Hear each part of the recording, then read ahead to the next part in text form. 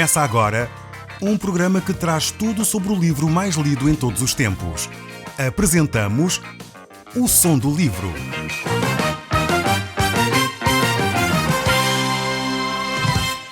Seja muito bem-vindo. Neste podcast vai encontrar o livro mais conhecido e lido em todo o mundo. Vamos levá-lo numa viagem pela história da humanidade. Este é um audiolivro para si, para a sua família e sociedade em geral. Contextualização e comentários de Paulo Chaveiro. Caro amigo, nós no último programa estivemos a ver algo acerca de nós próprios, acerca de nós como cristãos. Que ser cristão não basta ter nascido num lar cristão. Ser cristão tem muito a ver com o relacionamento que nós desenvolvemos com Cristo. Esse relacionamento deve ser desenvolvido na base da morte e ressurreição de Jesus. Esse desenvolvimento dessa relação acontece baseado na fé, naquilo que nós declaramos acerca da obra de Jesus Cristo. Então, para ser cristão, não basta ter nascido num lar cristão, não basta ter nascido num país cristão. É necessário que cada um de nós possa declarar um dia: eu quero esse relacionamento com Deus. Há algum tempo atrás, fizeram-se estatísticas aqui no nosso país, numa revista de grande tiragem, e falava acerca da religião em Portugal. E declarou que cerca de 98% dos portugueses se afirmam cristãos. Mas desses 98%, só 3 ou 4% da população é que realmente é cristão praticante, vive diariamente ou semanalmente a sua fé de uma forma íntegra e prática. E isto mostra na realidade o estado espiritual da nossa nação. Não basta nascer num lar cristão, não basta ter cumprido os rituais de iniciação cristã para podermos dizer hoje que somos cristãos. Cristão é aquele que tem um relacionamento com Cristo. Esta reflexão nós chegamos através dos textos bíblicos que lemos no capítulo 9 do livro de Romanos, onde o apóstolo Paulo faz uma comparação semelhante, dizendo que israelita não é aquele que nasce na nação de Israel. Isto foi um confronto direto com aquilo que os israelitas estavam habituados. O povo de Israel era um povo bastante nacionalista, e ouvir uma afirmação destas era realmente uma afronta para os israelitas, pois eles acreditavam que a hereditariedade era algo fundamental. Mas quando o apóstolo Paulo diz que não, nem todos os que nasceram em Israel são verdadeiramente israelitas, israelitas é aqueles que desenvolvem uma relação com Deus à semelhança daquilo que fez Abraão, à semelhança do filho da promessa, então esses são os verdadeiros israelitas. Isto certamente agitou as águas naquela altura. E eu creio que é necessário nós entendermos a mesma coisa. Não é cristão todos aqueles que nasceram num país ou num lar cristão. Cristão é aquele que deposita a sua fé em Cristo Jesus, que aceita Jesus como Senhor e Salvador e confessa o seu pecado, aceitando a Cristo como o único capaz de perdoar os pecados. Quando nós entendemos isto, então aí sim passamos a ser filhos de Deus, passamos a ser verdadeiramente cristãos. Eu sei que provavelmente isso criou sentimentos em si como teria criado nos israelitas daquela altura, ficando com algumas perguntas. Eu espero que ao longo do programa de hoje nós possamos responder a algumas destas perguntas que você neste momento ficou a pensar nelas. Então vamos voltar aqui ao Romanos, capítulo 9, verso 14. E ele vai fazer agora uma pergunta importantíssima. Ele vai perguntar: então que diremos, pois? Há injustiça da parte de Deus? Então esta pergunta surge porque Deus teria, a certa altura, preferido, podemos dizer assim, entre aspas, Jacó em detrimento de Esaú. E isto porque na argumentação do apóstolo Paulo estava a demonstrar que Deus realmente manifesta o seu amor independentemente das obras que algum teria praticado. Jacó e Esaú eram irmãos gêmeos. Esaú era o filho mais velho e por isso, pela orientação da sociedade daquela altura, ele seria aquele que deveria dar sequência à família, à descendência. E ainda de alguma forma, na nossa sociedade hoje ainda damos mais influência, mais importância, mais impacto àqueles que são os filhos primogênitos, os filhos mais velhos. Têm de alguma forma a primazia também na nossa sociedade. Naquela altura também era assim. E por isso mesmo, o apóstolo Paulo vai demonstrar que apesar de Esaú e Jacó terem nascido do mesmo ascendente, Abraão, portanto, terem como ascendente Abraão, ele, de alguma forma, foi só um que deu origem à nação de Israel, sendo esse mesmo Jacó. E Esaú deu origem a um outro povo. E isto para mostrar que realmente Deus manifesta o seu amor. E ele manifestou esse amor para com Jacó, manifestando assim que Jacó e Esaú estavam como no mesmo patamar, e esse patamar era um patamar de afastamento de Deus. O apóstolo Paulo tinha dito exatamente isso, ele já tinha dito nos capítulos anteriores que nós já lemos, que não há um justo nem um sequer, não há quem busque a Deus. Portanto, e por essa razão, Jacó e Esaú não tinham mérito nenhum para que Deus escolhesse A ou B, porque ambos estavam longe de Deus. Ao Deus escolher um, Deus está a exercer o seu amor, a sua misericórdia para com um deles. Por isso a pergunta surge, será que há então injustiça da parte de Deus? E vamos ver o que o apóstolo responde a esta pergunta. É esta pergunta que muitos talvez tenham feito. Ao analisar a história, ao analisar os acontecimentos na nossa sociedade, há muitas perguntas que surgem. Porque há guerra, porque há fome, porque há miséria em muitos povos. Será que Deus é injusto e que não vê estas situações? A resposta que o apóstolo Paulo dá e que a Bíblia dá é de modo nenhum. Não há injustiça. Ou seja, o que é que Deus está a querer dizer com isto? As circunstâncias e as grandes perguntas que a humanidade vai fazendo têm muito mais a ver com as atitudes egoístas que nós temos do que com a injustiça do próprio Deus. E isto é importante que nós entendamos. Muitas vezes as circunstâncias que nos rodeiam somos nós que as criamos. Hoje em dia debate-se muito e procura-se acabar com a miséria no terceiro mundo. Eu quero dizer de uma forma muito honesta e abrir o meu coração para consigo que me está a ouvir. Eu creio que o problema do terceiro mundo tem muito a ver com o problema do primeiro mundo, com o egoísmo que cada um de nós tem. Ou seja, neste primeiro mundo que nós chamamos, no mundo ocidental, as pessoas querem todas ter cada vez mais coisas. Não basta ter um telemóvel em casa, é preciso ter 2 ou 3 ou 4.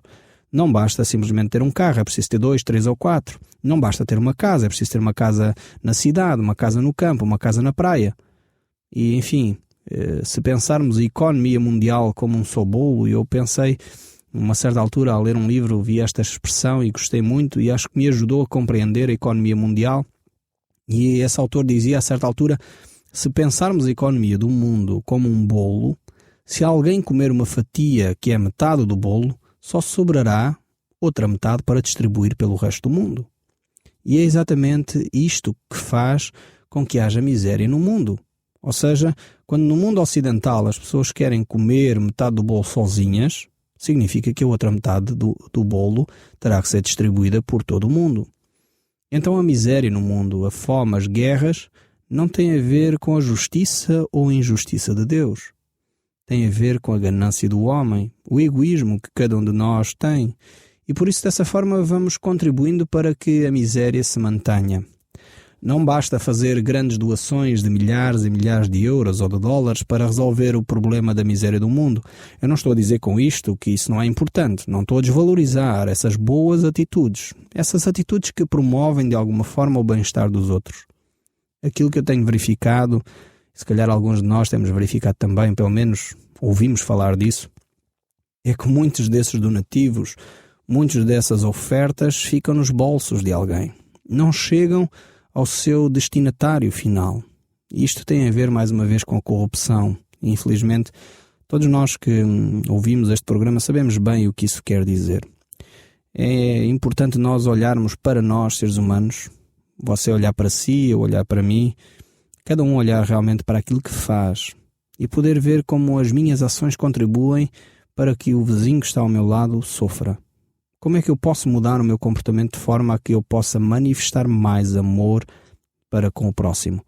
Eu não posso mudar o mundo, você não pode mudar o mundo. Mas talvez você pode mudar o ambiente da sua casa, você pode mudar o ambiente do seu vizinho que está a padecer necessidade, você pode mudar talvez o ambiente familiar e as condições sociais de uma pessoa qualquer num país do mundo que você possa ter um relacionamento. E essa atitude realmente poderá fazer a diferença. Se todas as pessoas tomassem a peito isso, se calhar você e eu poderíamos contribuir para que o mundo fosse diferente. Houvesse menos desigualdades e houvesse mais justiça. Então a pergunta que o apóstolo Paulo faz aqui é: haverá então da parte de Deus injustiça porque ele manifesta o seu amor? De maneira nenhuma. E o verso 15 continua a dizer: pois ele diz a Moisés: terei misericórdia de quem me aprouver ter misericórdia, e compadecer-me-ei de quem me aprouver ter compaixão. Mais uma vez, isto é enquadrado dentro deste projeto que eu já falei. Ou seja, não podemos dissecar estes textos e analisá-los separadamente de tudo aquilo que nós já vimos anteriormente. Eu já falei acerca disso, e no capítulo 8 é muito marcante ver o amor que Deus nos tem, ao ponto de ter dado o seu amado Filho por si e por mim.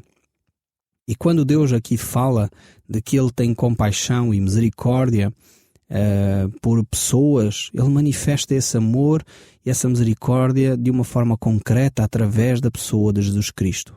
E o verso 16 deste capítulo 9 do livro de Romanos continua: assim, pois, não depende de quem quer ou de quem corre, mas de Deus usar a sua misericórdia. Porque a Escritura diz de Faraó: para isso mesmo te levantei, para mostrar em ti o meu poder e para que o meu nome seja anunciado por toda a terra. Logo tem ele misericórdia de quem quer e endurece a quem lhe apraz. Estes textos bíblicos aqui são extremamente inquietantes. E eu gostaria que nós, antes de passarmos a fazer grandes considerações sobre eles, relembrássemos algumas coisas importantes que nós já sabemos acerca de Deus e acerca do homem.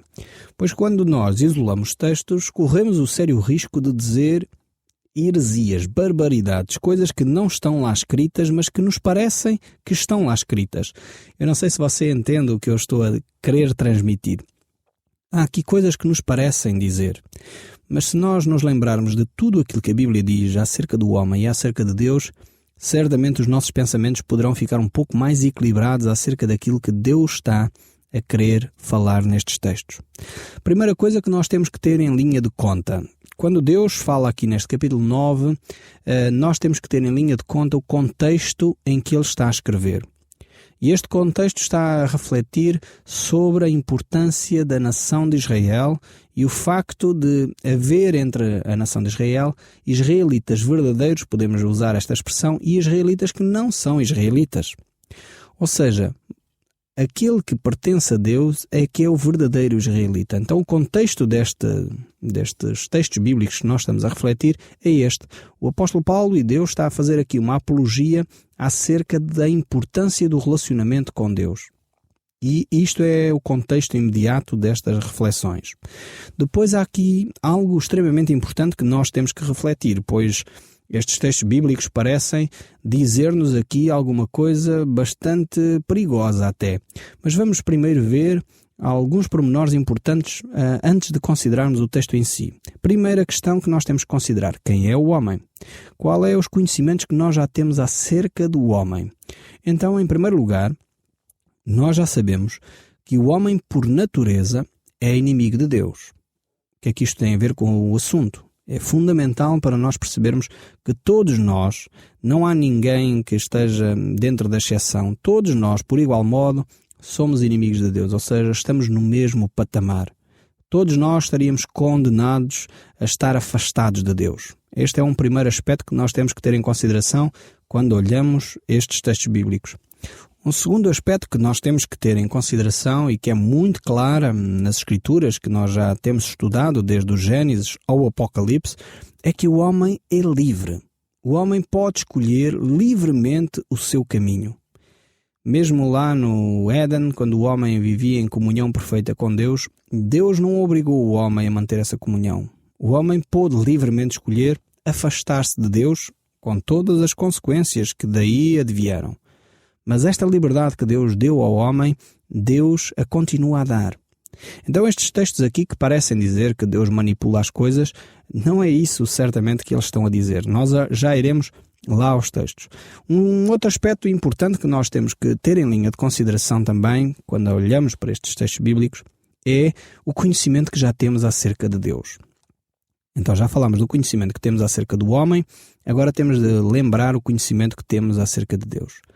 Deus sempre procurou recuperar o homem. Esta é uma primeira premissa fundamental para o conhecimento de Deus. Deus, desde o Jardim do Éden, que tenta trazer o homem de novo para perto de si. Então isto é algo que nós temos que ter em linha de conta quando analisamos estes textos. Um segundo aspecto acerca de Deus é que Deus ama o homem ao ponto de ter dado o seu próprio filho. Isto nós vimos no capítulo 8 deste livro de Romanos e nós encontramos isso em toda a Escritura.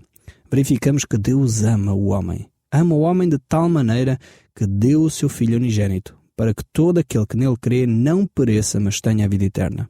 Este é o coração de Deus. É nisto que Deus está envolvido. É nisto que Deus quer trabalhar e mostrar ao homem. Um terceiro aspecto que nós temos que ter em linha de conta, ainda para interpretar bem estes textos, é que Deus é soberano sobre toda a terra. O que é que isto quer dizer? Quer dizer que Deus é quem controla todas as coisas na terra. Deus é o Deus que permite que algumas coisas aconteçam, mas Ele continua a ser o dono e soberano de todas as coisas. Mesmo essa tensão que muitas vezes as pessoas querem colocar, e infelizmente alguns filmes por aí vão trazendo essa ideia de uma luta entre as trevas e a luz, essa luta entre Satanás e Deus, que aquilo é assim quase taco a taco, em que se Deus não se cuida, Satanás vai ganhar. Isso é uma grande farsa e uma grande mentira. Deus é Deus soberano sobre todas as coisas. E isto é importante nós termos em linha de conta quando nós analisamos estes textos. Porquê? Porque às vezes nós achamos que nós, seres humanos, temos a autoridade e a responsabilidade, enfim, e podemos até, ou a liberdade, de nos pôr em bicos de pés e, no fundo, caminhar no mesmo pressuposto de Adão e Eva, de querermos ser iguais a Deus, de acharmos que nós teríamos propostas, sugestões, teríamos soluções melhores que as de Deus. Quando nós caminhamos por aí, de alguma forma caminhamos no pecado de Adão e Eva, de nos colocarmos no papel de Deus. Por isso mesmo, nós temos que analisar estes textos percebendo exatamente isto. Quando Deus aqui fala, Ele está a falar acerca de que Ele é soberano sobre todas as coisas. Ele pode tomar as decisões que Ele bem quer e entende. Por outro lado, e um quarto aspecto e último que nós devemos ter em consideração, é que Deus tem todo o poder para fazer cumprir a sua vontade. Estes 4 aspectos que nós vimos acerca de Deus não anulam os 2 aspectos que nós vimos acerca do homem. Deus continua a dar oportunidade para que o homem mantenha a sua liberdade. Esta foi uma escolha de Deus. Apesar de Ele ser soberano, apesar de Ele ter poder para fazer cumprir a sua vontade, Ele continua a dar a liberdade ao homem. O homem é livre de escolha. Então o que é que nós podemos ver nestes textos? Primeiro, podemos ver que Deus tem misericórdia do homem. Deus não está longe. Deus não lançou o homem à sua sorte na história. Não, Deus tem misericórdia do homem. Deus se compadece de nós. Este é um segundo aspecto. Se por um lado Ele tem misericórdia, por outro lado Ele tem compaixão. Ele olha para a nossa miséria e diz: eu quero fazer alguma coisa em benefício de vocês. Um terceiro aspecto que nós encontramos neste texto bíblico que nós acabamos de ler é que Deus é soberano sobre todas as coisas. Eu já falei sobre isto, mostrando que isto é importantíssimo. Um quarto aspecto é que nada escapa às mãos de Deus, nada escapa ao olhar de Deus. Um quinto aspecto que nós entendemos, e está ligado com este quarto, é que Deus não se desligou da história do homem. Ou seja, muitas vezes pessoas pensam que Deus lançou o homem, criou o homem e abandonou-o à sua própria sorte. Não. Deus continua a amar o homem de tal maneira que Ele intervém na história. Ele não deixa que as coisas aconteçam de uma forma desequilibrada, ainda que às vezes pareça isso. E muitas vezes nós assistimos a factos históricos que nos deixam abismados, aterrados.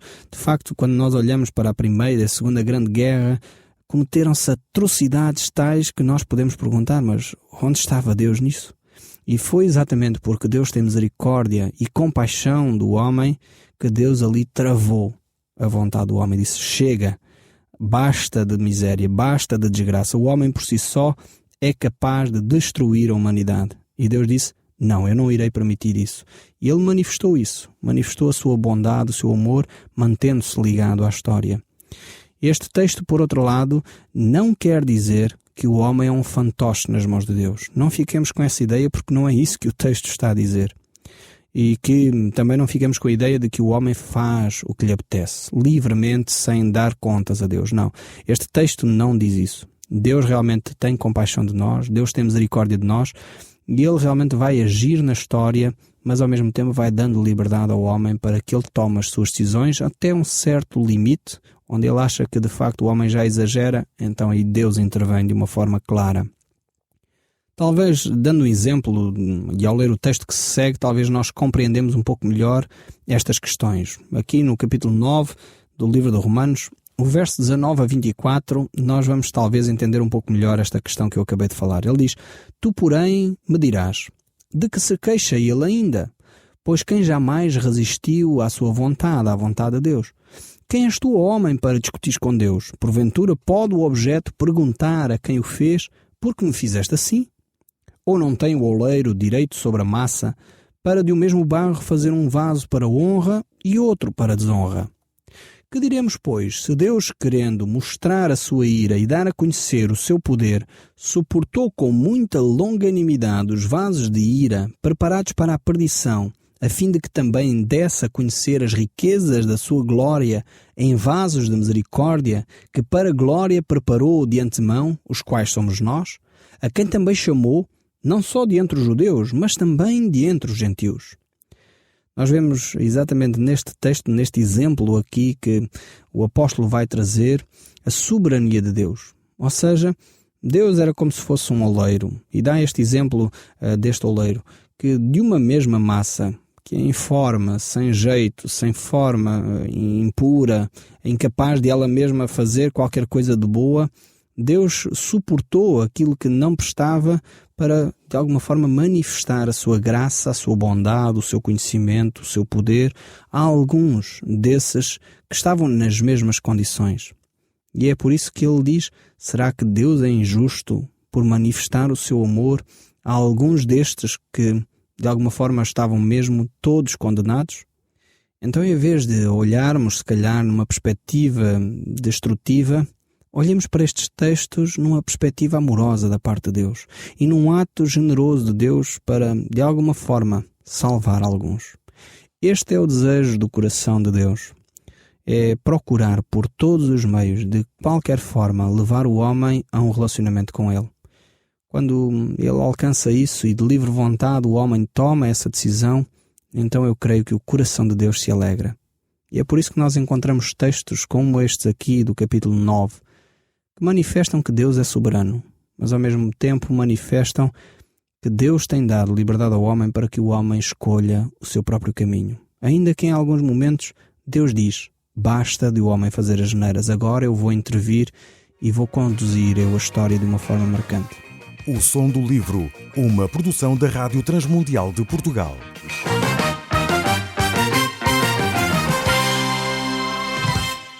RTM. Conhece todos os nossos programas em rtmportugal.org. Uma produção da Rádio Transmundial de Portugal.